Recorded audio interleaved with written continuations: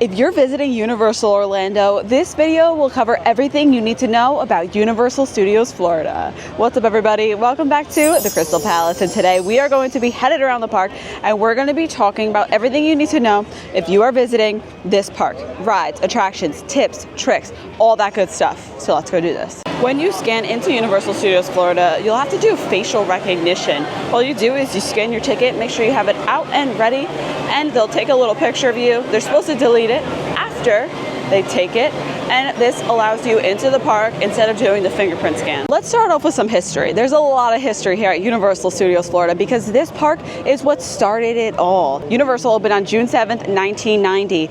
When it opened, it was just this. There was no City Walk, there was no Islands of Adventure, no water park, just Universal and a dream. It opened with your classic movie theme, so Jaws, Back to the Future, E.T., as well as your favorite shows. They had animal actors here back then. It was really a backlot of movie production and movie works and Hollywood. Throughout the years, Universal opened and closed a lot of popular attractions. One of the most popular, Jaws, which was right where I was standing. Now it is Diagon Alley in the San Francisco area of the park.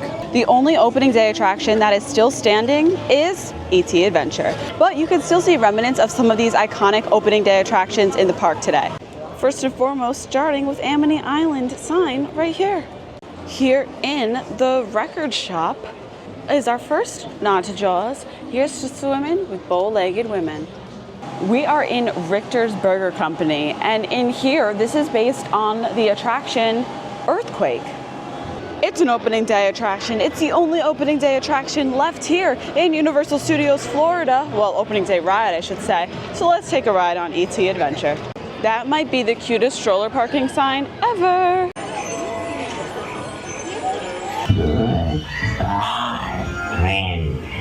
And to pay tribute to the history of the park, as well as Hollywood, Universal even has a Lou Wasserman statue located in the Central Park area. He was most highly regarded figures in the entertainment industry for decades. And during his career, he built MCA, which was later renamed Universal Studios. So it's all thanks to him. Universal Studios Florida is the place to meet characters. Here in the Hollywood section, they have so many meet and greets. There's just so much going on in this park between shows, characters. I was just walking the street and I saw Doc Brown. I was just walking the street and I saw Beetlejuice. That's what you're gonna say when you come here to Universal Studios Florida. Or I hear Vamos off in the distance. So if you want to have a Latin dance party, everything happens here. At the Illumination Theater, you can meet your favorite DreamWorks friends. And you can find the times for character meet and greets here at the Illumination Theater on the Universal Orlando app, so be sure to download it and connect to the free Universal Wi-Fi. Universal Orlando is also home to some great shows like the Born Stuntacular. This is a permanent show that has multiple showtimes throughout the day, and it's a really great one you won't want to miss. They also have the horror makeup show and a bunch of street shows. So if you're into that kind of entertainment, then Universal Studios Florida will be the place for you. Fairly new addition to the park is the Universal Mega Movie Parade. This will happen daily as long as it's not during Halloween Horror Nights or Mardi Gras season. You can see your favorite characters like the Trolls and Minions, plus floats from E.T. and Back to the Future. Plus, you can grab a bubble wand and these interact with the parade floats as they go by. Also, Cinesational, a nighttime spectacular that happens at the Universal Lagoon. Currently, the drone portion of the show is paused, but you can still enjoy fountains and projections from your favorite Universal films. One of the biggest attractions in Universal Studios Florida is Diagon Alley, and it's right behind me. It's kind of easy to miss if you aren't aware, so it's a good thing you're watching this video because I'll point it out. You just go through this whole building here and you'll step inside Diagon Alley. And outside of Diagon Alley, you can see the night bus and you can actually even talk to the driver. And don't forget to go around back because you can actually step inside the night bus, which is really cool, and take a little peek inside. Anyone want to take a ride? Here in Diagon Alley, there is one ride, and that is Harry Potter and the Escape from Gringotts. Now, if you come with your kids who aren't quite tall enough to ride it yet, Universal does give out little certificates. So your kids can come back and ride it when they're tall enough, and they'll let you go through the express line with up to 6 guests. So it's a little cute thing your kids can look forward to next time they come to Universal if they're tall enough. You have to see the dragon that breathes fire. He goes off every 10 minutes. Here you can see Men in Black Alien Attack in this World Expo area of Universal Studios Florida, which originally designed to replicate the set of the 1964 World's Fair in Queens. You can see that tower there. Another thing you should know about Universal Studios Florida is that this is pretty much the place for kids now. I mean, Islands of Adventure is great for kids. They have a lot of fun kid activities like Camp Jurassic and some rides, but Universal Studios Florida since 2023 has opened Minion Land as well as DreamWorks Land right behind me. I'll show you a few things in DreamWorks Land that kids can enjoy, like meet and greets, themed food and drinks, the roller coaster, and so much more. They have splash pads, they have kids play areas, and so much more fun here in this new DreamWorks Land. The themes are Shrek, Trolls, and Kung Fu Panda. Look who it is! Hi! Hey, Puss in Boots! Looking good today, as always. Yeah, oh yeah. The Trolls area is adorable. They have pink on the floor, and look, the Trolls are out too. So many character meet and greets. And I have to give a shout out to the DreamWorks Imagination Celebration because it is a live DreamWorks show, and they do such a good job. They knocked it out of the park, so definitely a must-see here in DreamWorks Land, honestly for all ages. But really, one of the best meet and greets of them all is Shrek, Princess Fiona, and Donkey.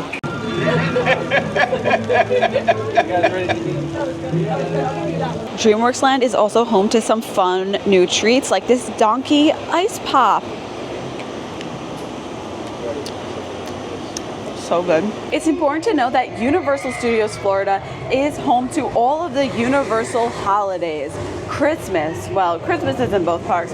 Halloween, Mardi Gras, most of the holidays have main hubs and main events happen in this park.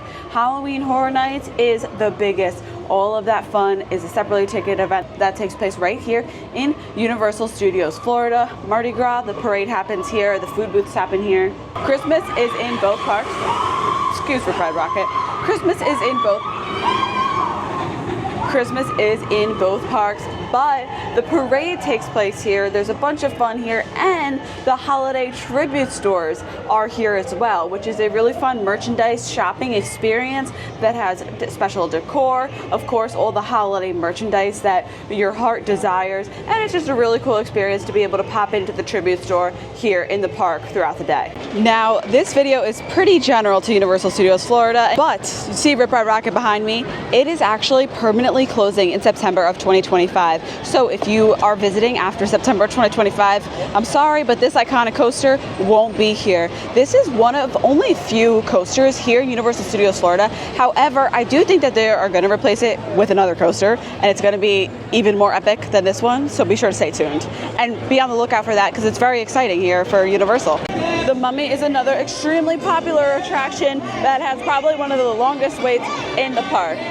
We are standing outside of Finnegan's Bar and Grill. Universal Studios Florida has a bunch of great dining options. Finnegan's is my favorite and one of my favorite sit-down restaurants in all of Universal Orlando. If you don't want to sit down, they do have quick service options that you can enjoy as well. My favorites are the Minion Cafe and Cafe La Bamba, but Cafe La Bamba is not always open. It's usually open in the winter, so if it's open while you're here, lucky you because it is great. But Minion Cafe is awesome. They also have Simpsons Fast Food Boulevard, the Leaky Cauldron, and a bunch of other really great quick service options that it's good for the whole family to enjoy.